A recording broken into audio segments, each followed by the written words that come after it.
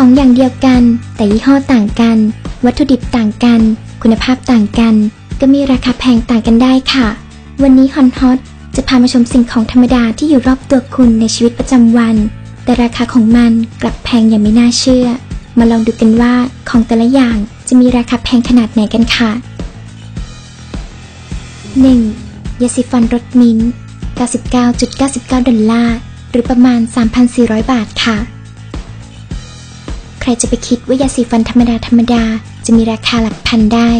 แต่สำหรับติโอเดนต์ยาสีฟันรสมิ้นท์ที่มีการจดลิขสิทธิ์บัตรส่วนผสมที่เป็นสารสกัดจากโกโก้ไม่มีส่วนผสมของฟลูออไรด์ที่ทางติโอเดนต์เคลมว่ามันเป็นอันตรายแถมยาสีฟันนี้จะทำให้คุณฟันขาวตั้งแต่ครั้งแรกที่ใช้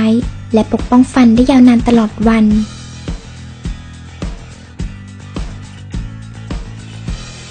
2. ฝารองชักโครก$299.95 หรือประมาณ 1,280 บาทค่ะนี่คือฝาชักโครกแบบแฮนด์เมดโดยมันทำมาจากคาร์บอนไฟเบอร์วัตถุดิบจากธรรมชาติทำให้มันมีน้ำหนักเบาวิวเหมาะกับชักโครกทุกแบบค่ะ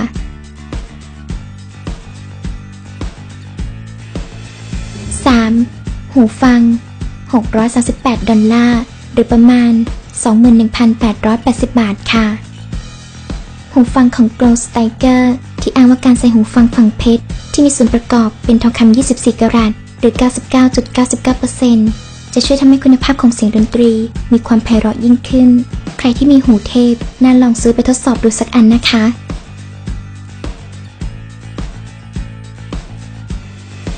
4. สบู่$817หรือประมาณ 28,595 บาทค่ะปกติสบู่ก้อนถือว่าเป็นของที่ราคาถูกมากแต่ไม่ใช่ก้อนนี้ค่ะสบู่ก้อนนี้ทำมาจากสารสกัดน้ำมันมะกอกบริสุทธิ์ที่มีคุณภาพสูงสุดจากออสเตรเลียใต้ค่ะ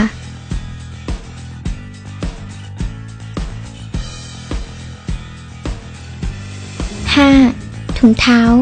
$1,188หรือประมาณ 4,730 บาทค่ะ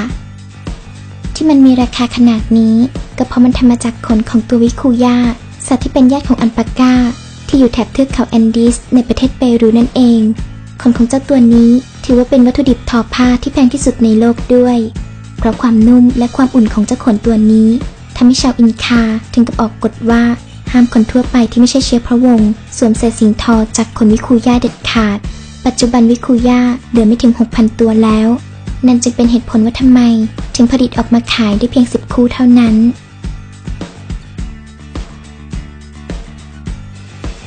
6. โคมไฟเมฆ$3,360หรือประมาณ 115,240 บาทค่ะโคมไฟเมฆเก๋ๆนี้ถูกออกแบบโดย Kaufman Mercantile ซึ่งมันไม่ใช่โคมไฟธรรมดาที่สร้างแสงสว่างภายในห้องเพียงอย่างเดียวแต่มันสามารถสร้างเสียงพายุฟ้าร้องฟ้าผ่าและฝนตกแถมคุณยังสามารถเลือกความสว่างและสีของเมฆได้อีกด้วย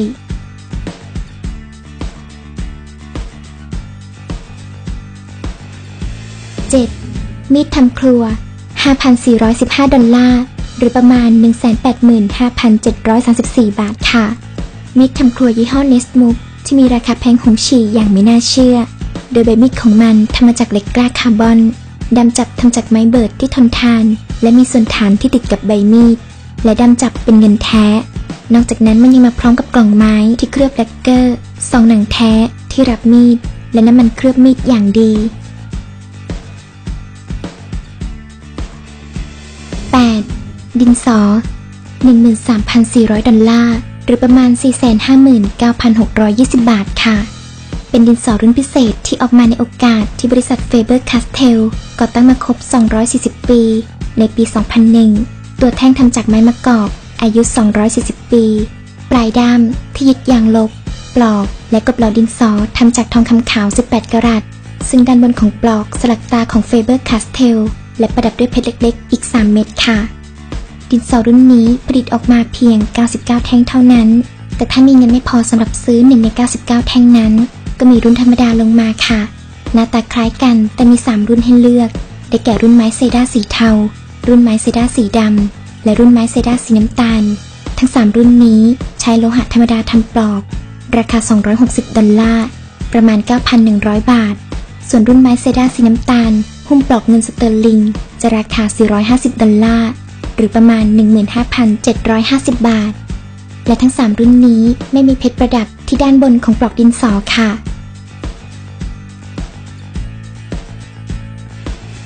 9เกมเศรษฐี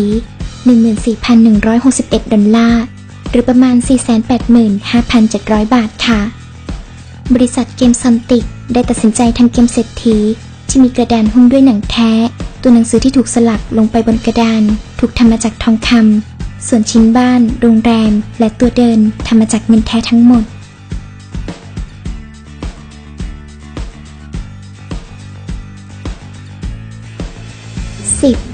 หมวกฟางสาร $25,000หรือประมาณ 875,000 บาทค่ะหมวกใบละหลายพันก็ว่าแพงแล้วนะคะแต่นี่เป็นหมวกฟางสารราคาใบละ $25,000หรือประมาณ 875,000 บาทค่ะมาดูกันว่าทำไมราคาถึงแพงขนาดนี้หรือว่ามันทำมาจากเพชรกันไม่ใช่เลยค่ะมันทำมาจากฟางธรรมดาตามฟาร์มทั่วไปแต่เจ้าของบริษัทบอกว่ามันคืองานฝีมือหมวกปานามาของแท้ต้องให้คนพื้นที่สานฟางกับมือกันทีละเส้นซึ่งหมวกของบริษัทเขาก็ใช้แรงงานฝีมือผู้เชี่ยวชาญการทอหมวกโดยเฉพาะทำให้หมวกเรียบเนียนสวมใส่และดูผู้ดีอย่างแน่นอน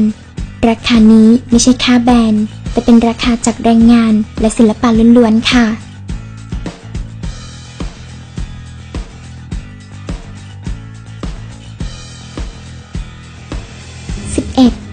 11 iPhone 7 $25,850หรือประมาณ 886,650 บาทค่ะสจ๊วตฮิลช่างทำอัญมณีจากลิเวอร์พูลได้เปลี่ยน iPhone 7 ธรรมดาให้กลายเป็น iPhone สุดหรูหราที่มีแต่ไฮโซต้องการเพราะเขาเปลี่ยนตัวเครื่องทั้งหมดให้เป็นทองคำ24 กะรัตซึ่งนั้นทำให้ราคาของมันแพงหูฉี่จริงๆ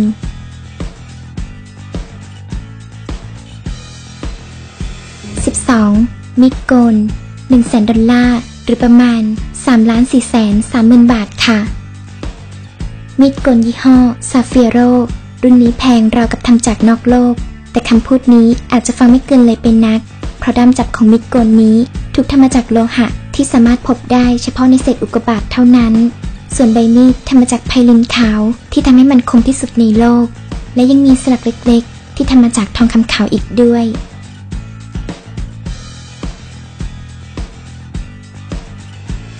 13กระดาษชำระ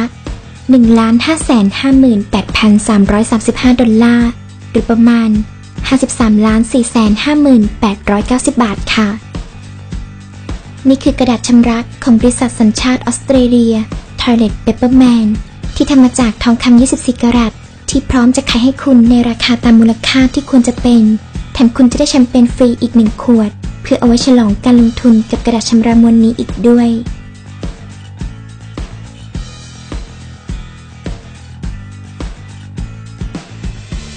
14การน้ำชา$3 ล้านหรือประมาณ 102,900,000 บาทค่ะการน้ำชาสุดพิเศษนี้เป็นหนึ่งในคอลเลกชันของพิพิธภัณฑ์ประวัติศาสตร์การน้ำชาที่โด่งดังที่สุดในโลกโดยมันถูกทำมาจากทองคำแท้ตกแต่งด้วยเพชรกว่า 1,500 เม็ดและทับทิมอีก500 เม็ดซึ่งเอาจริงๆแล้วราคานี้ยังไม่ใช่ราคาสุดท้ายเพราะยังมีผู้ซื้ออีกหลายรายที่พร้อมจะให้ราคาสูงกว่านี้15กระเป๋า$3.8 ล้านสหรัฐหรือประมาณ129 ล้านบาทค่ะบริษัทโมฮาวาดได้นำเสนอกระเป๋าที่ทำจากทองคำ18 กะรัตและประดับด้วยเพชรหลากสีจำนวนถึง 4,517 เม็ดน้ำหนักรวมกว่า 381.92 กะรัตจนได้รับการบันทึกจากกินเนสบุ๊กในปี 2011ว่าเป็นกระเป๋าถือที่แพงที่สุดบนโลกใบนี้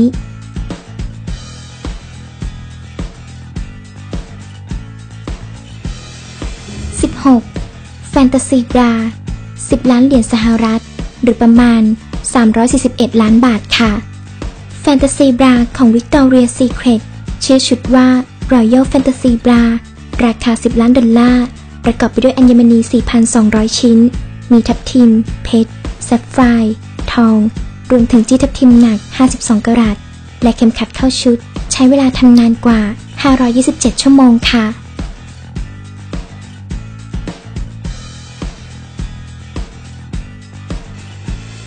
17. แหวน 70 ล้านเหรียญดอลลาร์สหรัฐหรือประมาณ 2,400 ล้านบาทค่ะ